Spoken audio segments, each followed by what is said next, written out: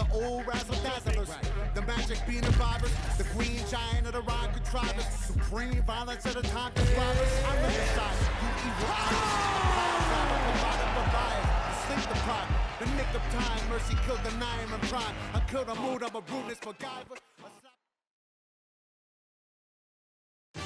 And coming up next, it's a UFC welterweight division matchup.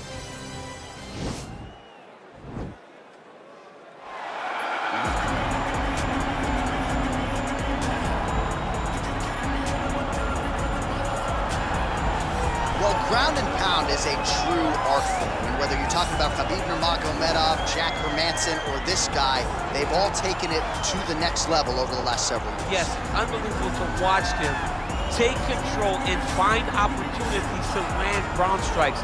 Now, what they do so well is he does not waste punches. He usually will find one good shot and take it.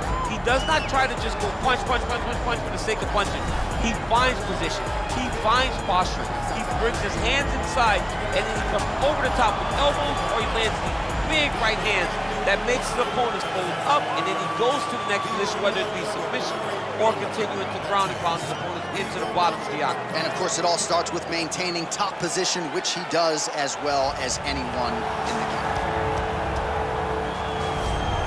All right, well, he's one of the more accomplished Brazilian Jiu-Jitsu practitioners in this division, DC, and I know how many chokes you have in your arsenal. Offensive Jiu-Jitsu, defensive Jiu-Jitsu doesn't get much better than this guy. It doesn't get as high level in terms of Jiu-Jitsu knowledge.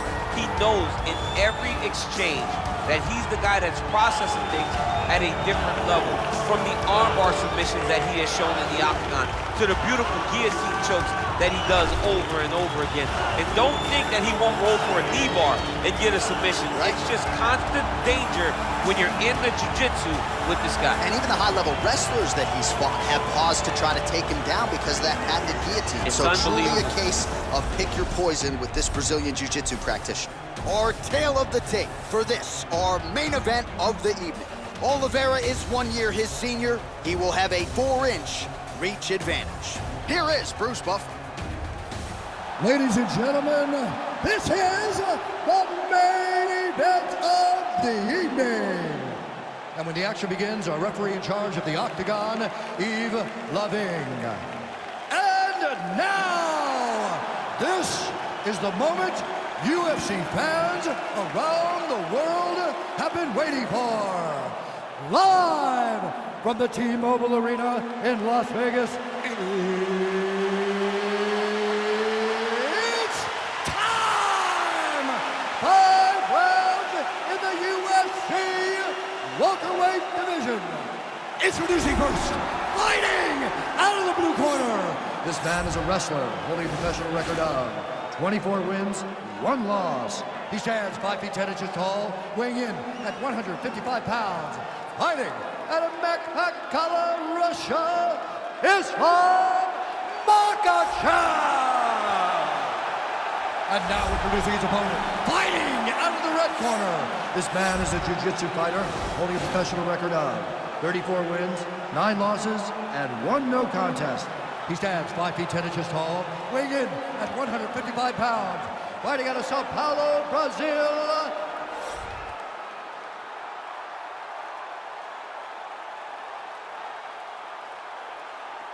Okay, protect yourself at all times, obey my command at all times. If you want to touch left, do it now, go back to your point.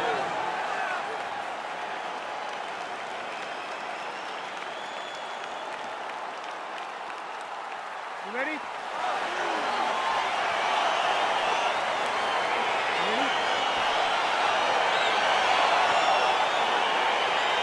And we are underway. Oliveira's strike attempt there is blocked. All right, he engages in the single collar tie. Let's get some offense. Let's get going. Ooh, now he's got the tie plumb, Daniel. If you're on the other side, what are you trying to do to get out of this potentially dangerous position? You got to start digging your shoulder to a side and trying to shove an underhook. You cannot bend down to try to get out of Muay Thai. Really using his reach advantage there with that punch, DC. Lands with the kick there, no pad on that foot. No shin guard. He's taking all of that kick every time he throws it. Oh, big head kick. Oh, well-timed and placed overhand by Oliveira. Yeah, he's mixed it all up. So some clinch work. Oh, nice job to defend the takedown and scramble to his feet. Big punch lands over the top. How's he gonna follow this one up? Planted and fired there. Landed to the body. Big knee to the body. Now goes in and secures the takedown.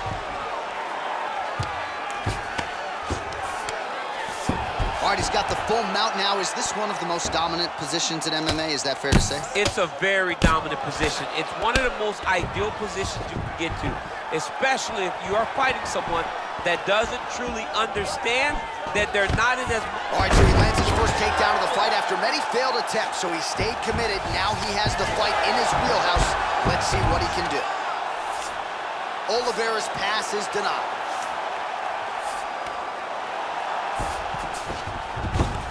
All right, so he's sort of turtled up here. Not great body language. Perhaps he's trying to bait him in a little bit.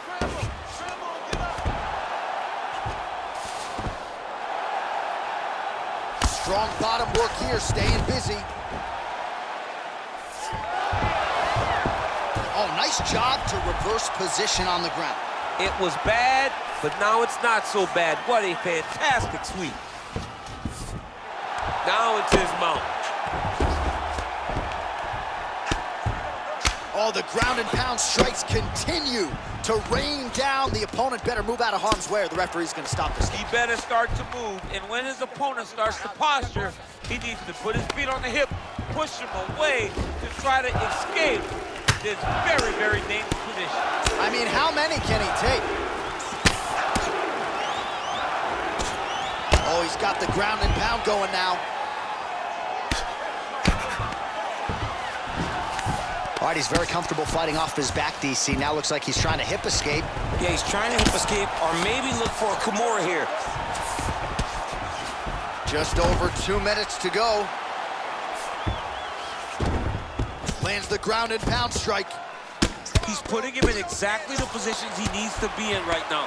He's able to relax here, and he understands, being a veteran of so many fights, that as long as he's on top, he's winning. He feels like he's winning here. Well, you got to stay busy on the bottom. He's doing it here. Nice punch.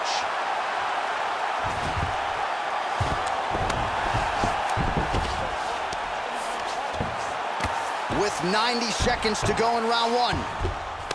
Well, not ideal to spend this much time on the bottom, but you can't fault him for his activity. Landing strikes here from the bottom. Nice work by Oliveira. Oh, he postured up there, gained some valuable separation. And now the ground and pound starts.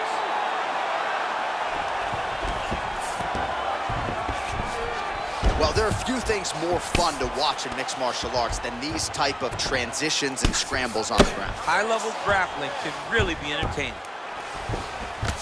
Oh, he's wearing it now, bleeding from his cheek. A lot of top pressure being applied here as he works out of side control. All right, he's trying to control posture here. Now trying to hip escape. He's just trying to move out of this position off the bottom. I mean, how many can he take?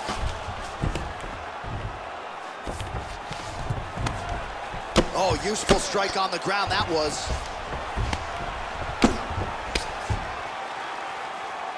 Outstanding ground and pound here. Somewhat of a lost art in MMA, at least in terms of making sure that every strike counts. Not an issue for him. He's making every single one of them count. He is not pity-patting. He's not touching. Every punch that lands, he wants you to feel it. 10 seconds to go in the round. Oh, well, both fighters pretty comfortable on the ground, DC, but you got to be very careful hanging out here for too long if you're his opponent.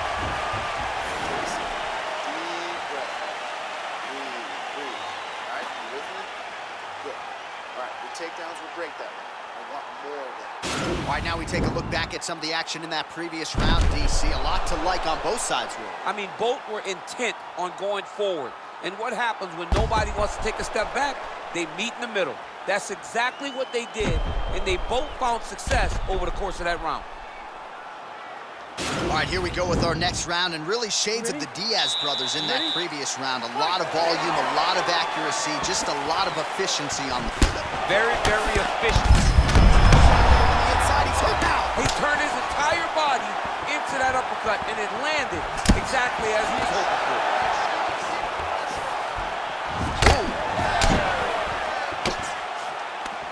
Oh, big knee there.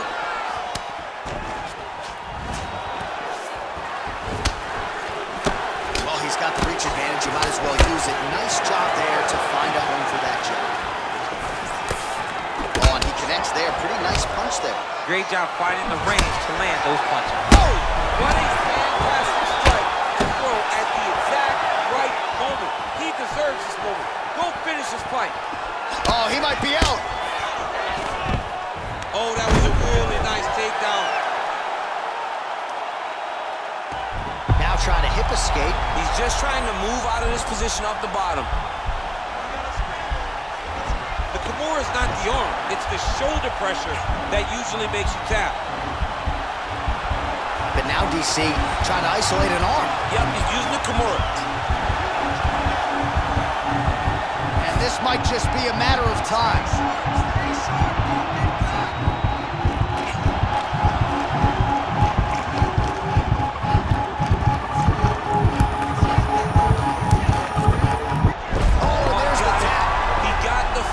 What a beautiful Kimura finish by this great fighter. And I don't care how high your threshold is for pain. When you're in that compromised state, better to tap and fight another day. It's so crazy because people think the pressure's on your arm. It's all your shoulder. When somebody has a really good Kimura, it feels like they're going to break your shoulder. That's why you have to tap. All right, let's take a look back at the replay as he gets it done by submission tonight, champ. Just watch how slowly he approaches the submission, though. He never rushes. He takes his time, but it's his trickiness.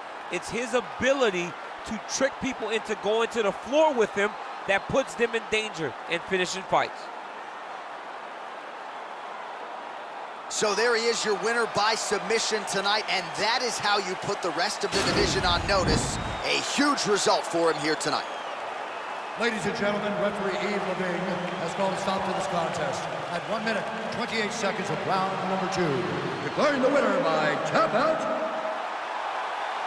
Charles the Bronx Oliveira! All right, so what a performance by this young man here tonight as he gets the win by way of submission. He certainly put a lot of stock into getting the finish tonight, and